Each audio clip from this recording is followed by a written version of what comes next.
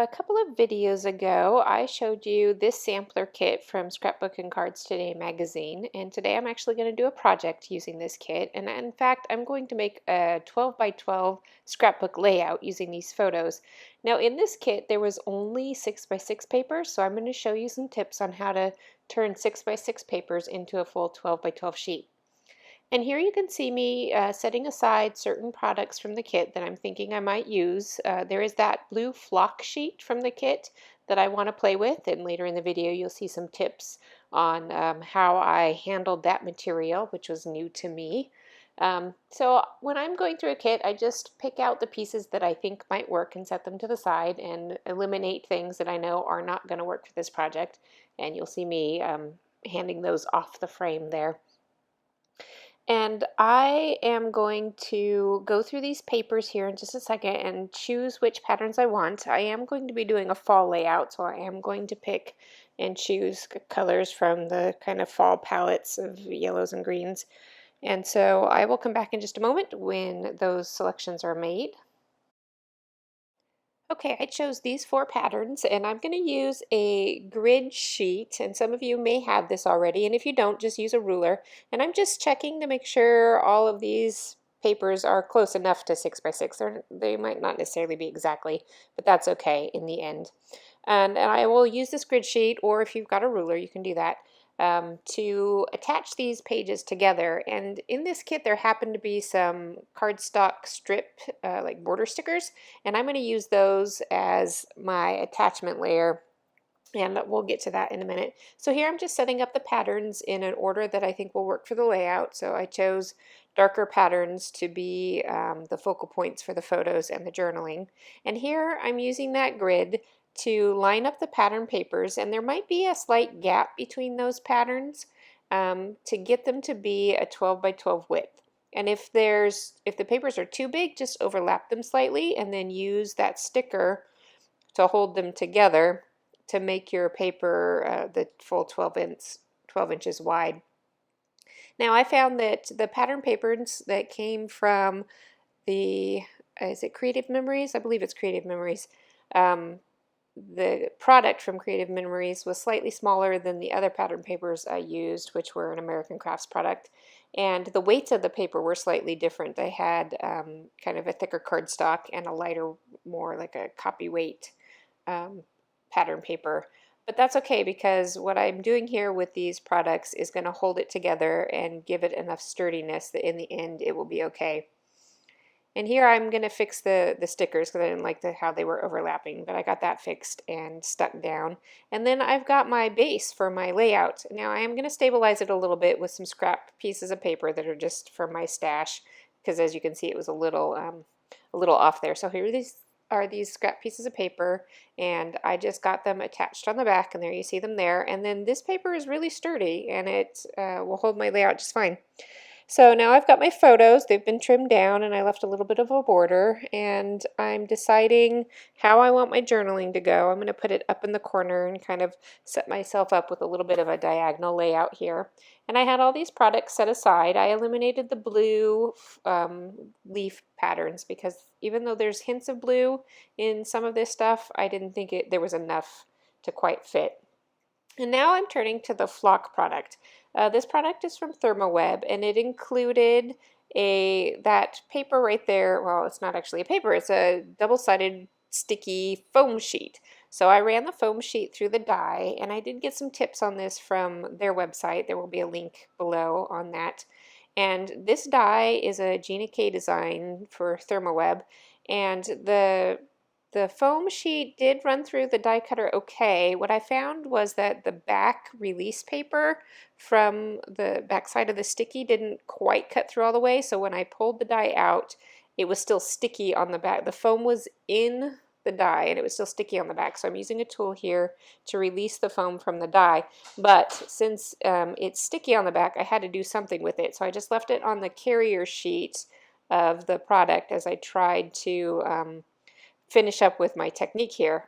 That was not working, so I took a carrier sheet from another sticky product and I just put my die on there so it wouldn't get sticky anywhere. And then I'm peeling off that top release paper because that top side is where I'm going to use that flocking product. So the process is to peel off the top carrier sheet, put your flocking product with the flock side down onto the sticky, and then you can burnish it. But what the website recommended was that you actually layer it up in your die cut machine and you run it back through the die cut machine, and the pressure from the machine will actually help adhere the flock to the sticky foam product.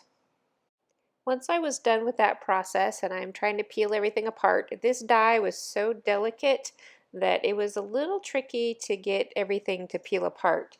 So I might recommend that if you're going to use this flock product that you don't do it on such a delicate surface. But in the end it came out okay. And now I do not want this blue. Like I mentioned earlier, I didn't want any blue on this layout, so I am trying to color the flock product. And this is just a water-based marker. I think it's Tombow. And I'm going to try a couple different techniques here in a moment. And here's a Copic marker that I'm going to try to get this flock product to be a color that I want. Now I'm testing out this Copic marker and I'm realizing it's making the flock peel up from there. So I try a finer tip just to see if it's the broad tip that is maybe too rough. And no, it actually is peeling the product off that carrier sheet and it's making a mess. So that Copic marker is not going to work at all. So if you want to try coloring this flock, don't use that. So in a moment here, I'm going to bring another product onto the screen, which is my alcohol inks. Now the Copics and the alcohol inks are kind of the solvent-based products. And I was worried after trying the Copic marker that this alcohol ink would be a problem, but I think because this is blotted onto the product instead of rubbed across the product, that made a difference in how the ink worked, and I think it worked okay. It was messy, so definitely protect your surface if you're going to do this, but I think it would work just fine.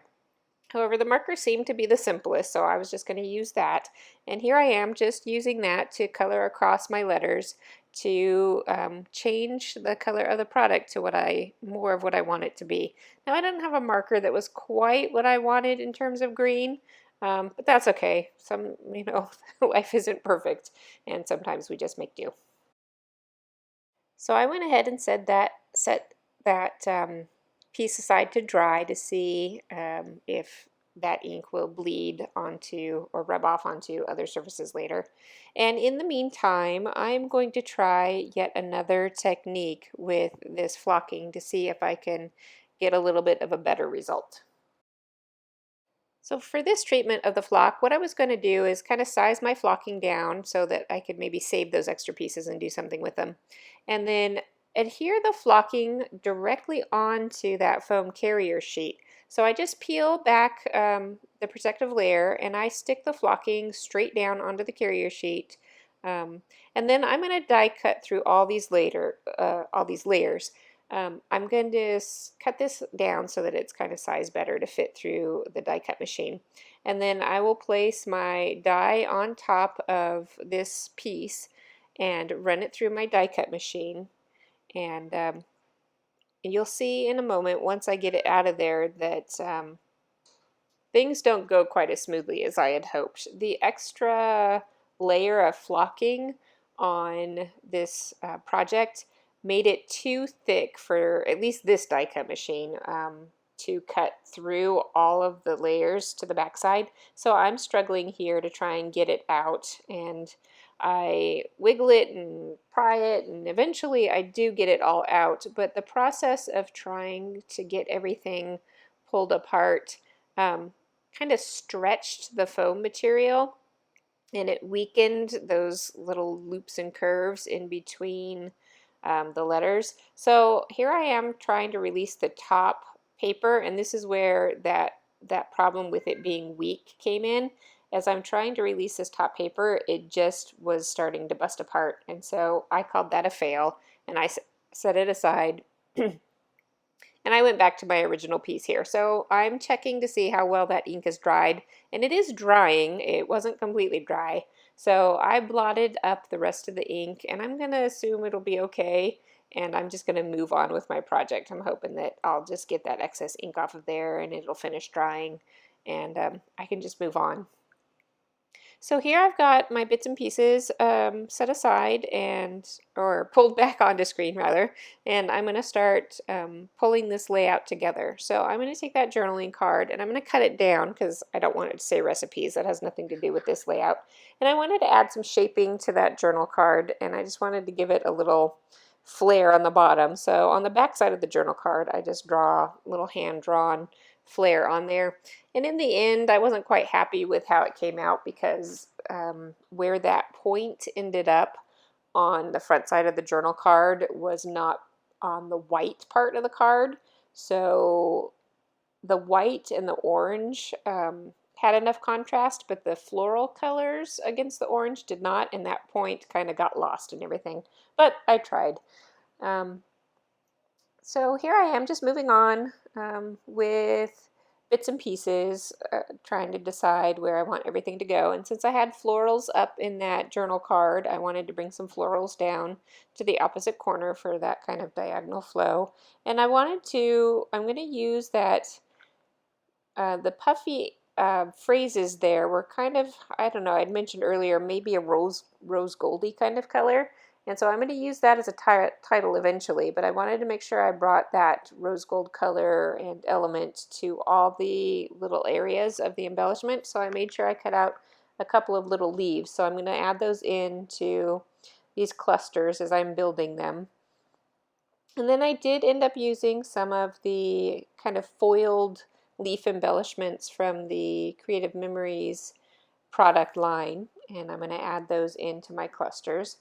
And I moved things around a bit, and then I ended up putting the title on the top of my photo so it would have more contrast and stand out more as a title. I put the green grateful word on top of the green because I wanted that one to blend in a little bit more, especially since I didn't quite get my journaling in there to talk about why I was grateful for these things. And I did add some stamping with the stamp set that's included in the kit, and I went around some of the photos. And then I decided that I could use this extra acetate piece as one more element to a cluster. I did think about moving it around, but I kind of went with those three little clusters there, and they kind of flow on a diagonal. Now you notice when I was stamping, I got some ink on that journal card, and I'll show you how I fixed that later. I did add in, you just saw me, there was another stamp from my stash that I added the date, and that was the only thing I added that wasn't included in this kit. So here I am fixing some of those ink smudges that I talked about just a moment ago. And this is a tip I learned from Jennifer McGuire, to just use a craft knife to scrape away the layer that's damaged and use a little sanding eraser to smooth it out. And then I just filled my journaling back in with my pen. I will leave you with some close-ups of the project. I hope you enjoyed the tips and tricks I had today, and anything that I mentioned about products you can find in the links below. If you enjoyed this video, please like, subscribe, and get notifications for my future videos.